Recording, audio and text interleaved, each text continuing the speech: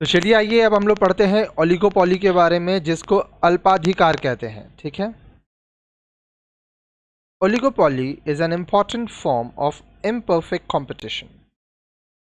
Oligopoly अल्पाधिकार, अपूर्ण प्रतियोगिता, इम्परफेक्ट कंपटीशन का एक महत्वपूर्ण रूप है।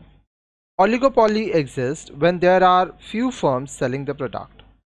ओलिगोपोली अल्पाधिकार में वस्तु को बेचने वाली फर्म बहुत कम होती हैं।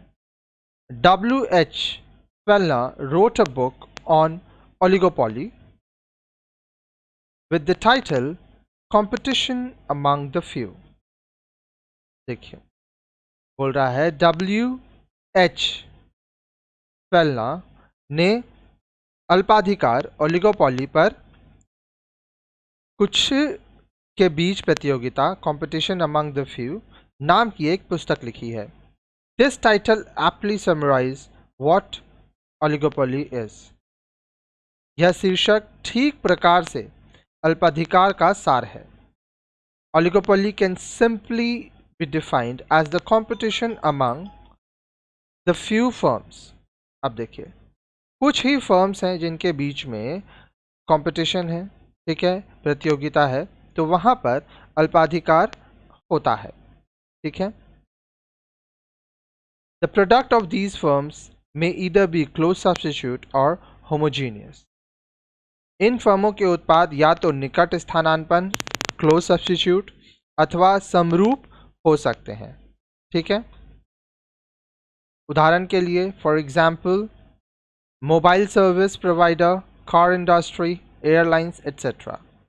उदाहरण मोबाइल सेवा उपलब्ध कराने वाले, कार उद्योग, बहुत सारे ऑप्शन है आपके पास, एयरलाइंस जो है वहाँ पर भी है। आगे देखिए, फीचर्स ऑफ ओलिगोपोली। एक अधिकार जो है अल्पाधिकार, इसके बीच की क्या विशेषताएं हैं वो देखते हैं। Oligopoly is characterised by the following features. अल्पाधिकार की मुख्य विशेषताएं निम्नलिखित हैं। इंटरडिपेंडेंस, अंतर्निर्भरता। Interdependence is a very significant feature of oligopoly. अंतर्निर्भरता, एक दूसरे के ऊपर निर्भर होना, अल्पाधिकार की एक महत्वपूर्ण विशेषता है।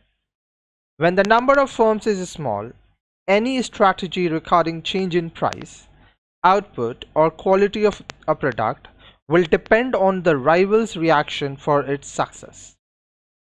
जब फर्मों की संख्या कम होती है तो उत्पाद की कीमत या गुणवत्ता में परिवर्तन के विषय में कोई भी युक्ति अन्य फर्मों की प्रकृति या प्रतिक्रिया पर निर्भर करती है। Thus, the success of price reduction policy by one company, say Pepsi, will depend on reaction by its rival, say Coke।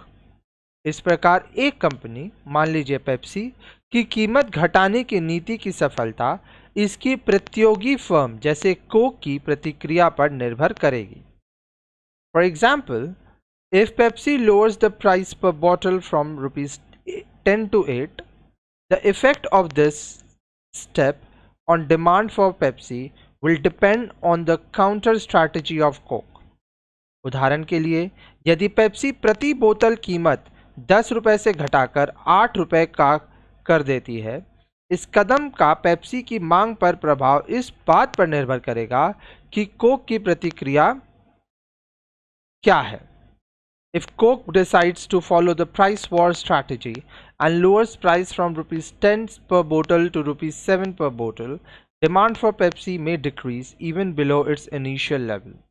यदि कोक कीमत युद्ध नीति प्राइस वॉर स्ट्रैटेजी का समर्थक है और वह कीमत घटाकर 10 रुपए से 7 रुपए कर देता है, तो पेप्सी की मांग उसके आरंभिक स्तर से भी कम हो जाएगी। क्योंकि देखिए, अब पेप्सी 8 रुपया का है, कोक 7 रुपया का, तो लोग कोक पिएंगे। ठीक है। Indeterminate demand curve. ठीक है। अनिर्धारित मांग वक्र के बारे में आइए पढ़ते हैं।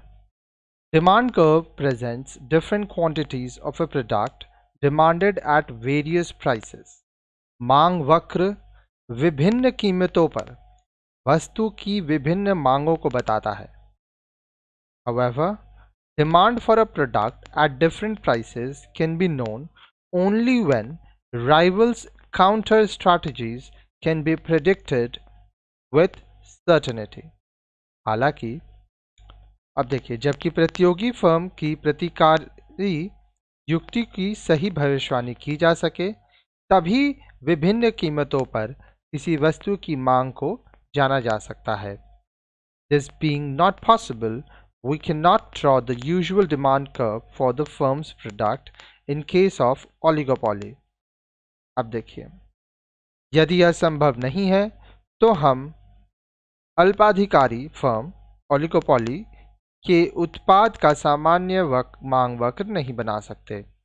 अब देखिए, जैसे कि मैं आपको आगे बताया, मान लीजिए पेप्सी अपना दाम कम किया. अब पेप्सी को क्या लगेगा कि दाम कम किया तो डिमांड बढ़ेगा, लेकिन संग संग उसका जो कॉम्पिटिटर है कोक, अब वो भी कम कर दिया. तो इस केस में क्या हो रहा है कि पेप्सी का दाम कम होने की वजह से जो पेप्सी कंपनी सोच रहा था कि मेरा सेल बढ़ेगा, उल्टे उसका सेल और कम हो गया क्योंकि कोक अपना दाम और कम कर दिया. तो जब आप डिमांड कर्व बनाओगे तो आपको ये चीज़ ध्यान रखना होगा कि आप जो स्टेप लेने जा रहे हो ताकि आपका सेल बढ़े, उससे जो आपका कॉम्पिटिटर है वो क्या करेगा. ठीक है.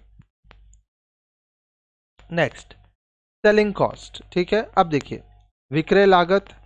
Oligopoly firm bear selling cost such as advertisement, sale promotion etcetera to sell the product.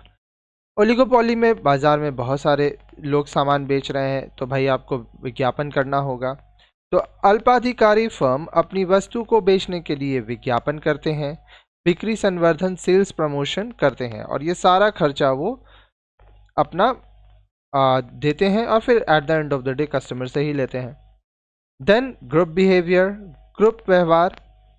Since there are a few firms under oligopoly, there is a tendency among them to come together in order to avoid competition.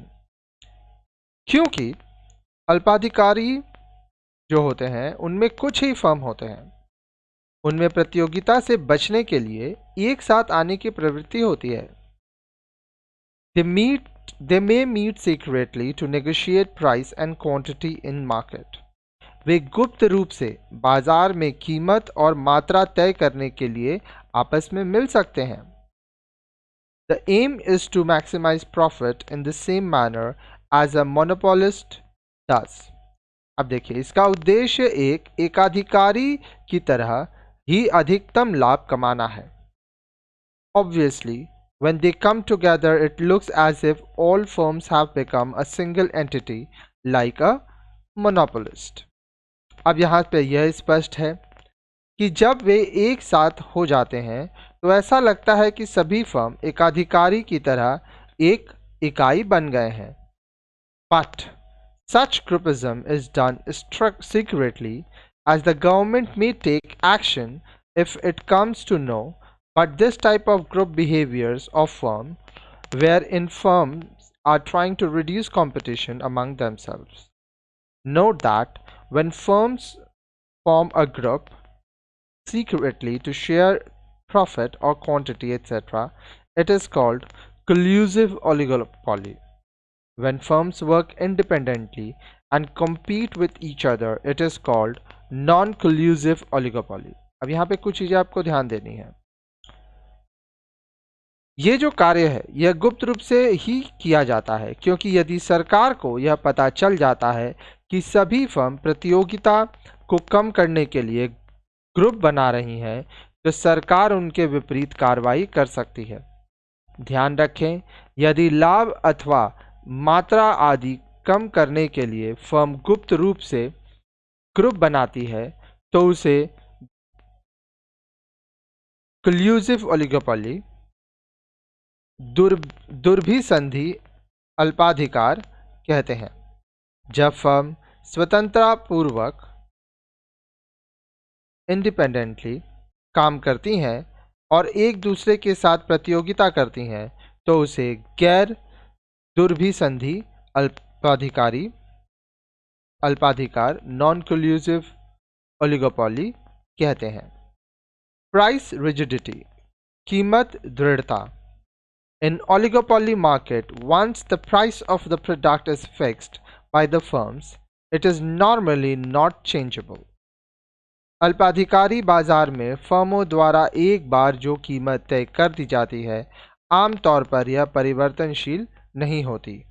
So price is rigid. इसलिए कीमत दृढ़ होती है. The reasons for this is that firms face different types of consumers having different elasticities of demand. अब देखिए इसका कारण क्या होता है. बोल रहा है यह इसलिए है क्योंकि फर्म को अलग अलग मांग की लोच वाले अलग अलग प्रकार के उपभोक्ताओं का सामना करना पड़ता है. तो response of change in quantity due to change in price may vary from one firm to another, creating uncertainty about future sales. So fearing this, firms do not change price once it is fixed. अब देखिए बोल रहा है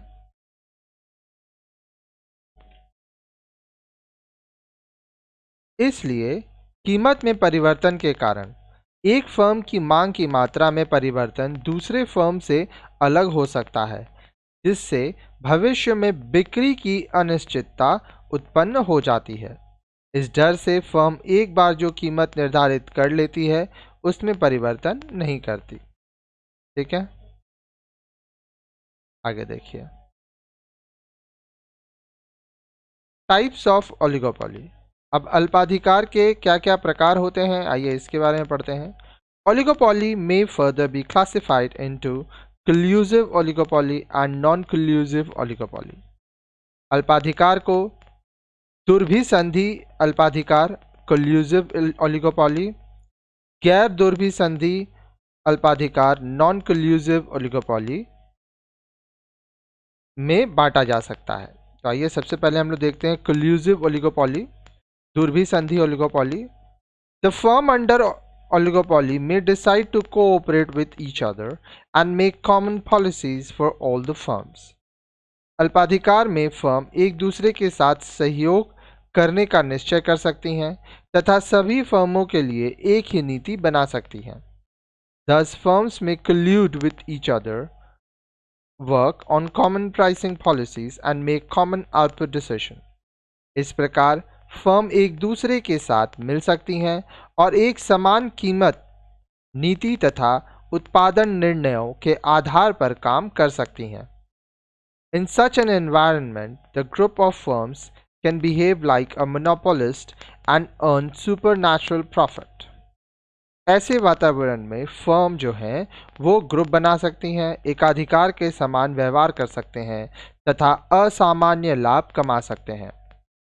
This group of colluding firm is called cartel.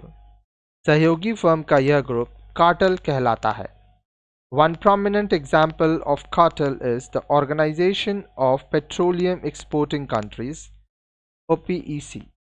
ठीक है, अब देखिए बोल रहा है कार्टेल का एक प्रसिद्ध उदाहरण पेट्रोल निर्यात करने वाले देशों का संगठन है. फिर आता है नॉन collusive ओलिगोपोली, गैर दुर्भिसंधि अल्पाधिकार. When firms do not cooperate with each other and engage in fierce competition with each other, the market is called non-collusive oligopoly. जब फर्मों आपस में नहीं मिलती और एक दूसरे के साथ भयंकर प्रतियोगिता करती हैं तो बाजार को गैर दुर्भिसंधि अल्पाधिकारी कहते हैं.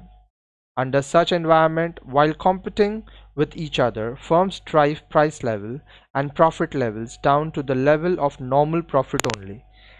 ऐसे वातावरण में एक दूसरे से प्रतियोगिता करते हुए फर्म कीमत स्तर तथा लाभ स्तर को गिराकर केवल सामान्य लाभ के स्तर पर ले आती हैं और इससे जो आम उपभोक्ता है उसको फायदा होता है.